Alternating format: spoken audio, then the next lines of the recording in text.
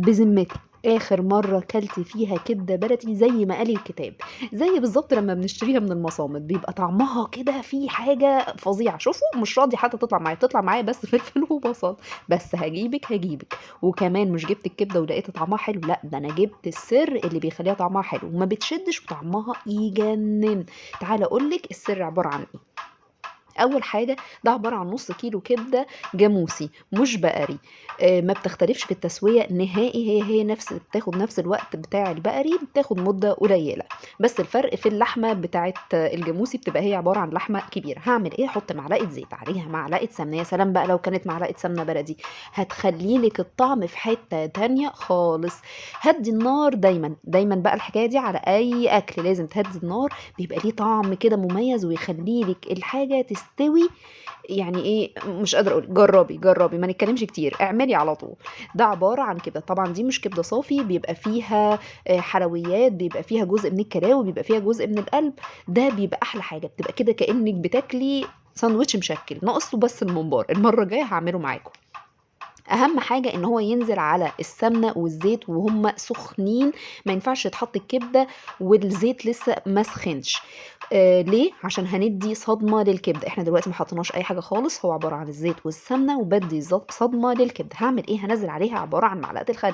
ليه معلقه الخل دلوقتي؟ عشان تشيلي اي ريحه من الزفار. ما بنحطش عليها ليمون، اللي بيتحط عليها ليمون هي الكبده اللي بنعملها الكبده الاسكندراني، عملتها معاكم كتير قبل كده.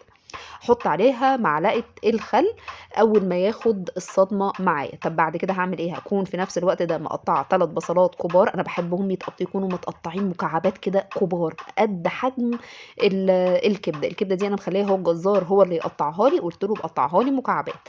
وقطعت كمان فلفل اخضر اللي هو الرومي برضو مكعبات، عباره عن قرنين، وقرنين فلفل حراق كلهم مربعات حجم كبير.